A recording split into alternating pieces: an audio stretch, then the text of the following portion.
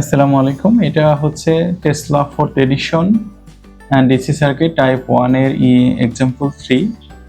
আমাদের নির্ণয় করতে হবে আর এবি, অর্থাৎ এবি সাপেক্ষে আমাদের মোট রেজিস্ট্যান্স সেটা নির্ণয় করতে হবে। তো আমরা এখন যেটা করব সেটা হচ্ছে, আমরা বলেছি যে রেজিস্ট্যান্স সবসময় শেষ থেকে শুরু করতে হবে, অর্থাৎ এটা শুরু এবং এটা শেষ। তো আমরা যদি শেষ করি তাহলে আমরা দেখি আমাদের এই কারেন্ট এতটুকু আসছে সিরিজে, তারপর দুই পথে ভাগ হয়েছে, অর্থাৎ এই পথে আর এই পথে, অর্থাৎ এই ব্রাঞ্চ প্যারালাল এই ব্রাঞ্চ। তাহলে আমাদের মোট রেজিস্ট্যান্স কত হবে? তাহলে আমরা শেষ থেকে শুরু করি। তাহলে আমাদের টোটাল রেজিস্ট্যান্স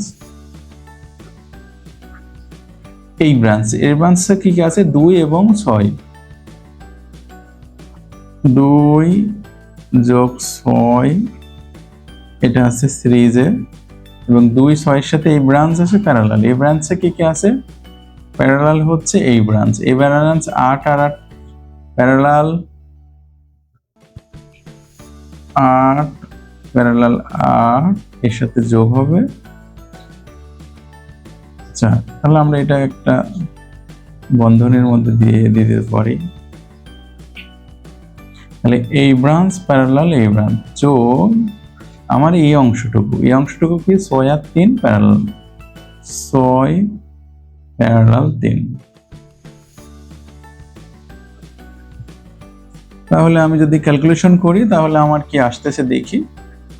তাহলে আমার 3 আর 6 প্যারালাল করলে 2 হয়, 8 আর 2 হচ্ছে, আর আমাদের এটা আর এটা প্যারালাল, এটা আমরা তৃতীয় বন্ধনের মধ্যে নিই। তাহলে এই 8 প্যারালাল এই 8, 8 এর পরে 4, 8 8 আর 8 প্যারালাল করলে হয় 4, 4 এর সাথে এই 3 আর 2 2 3 আর 6 প্যারালাল করলে 2, তাহলে 4 আর 2 6, তাহলে মোট রেজিস্ট্যান্স হবে 6 ওহম।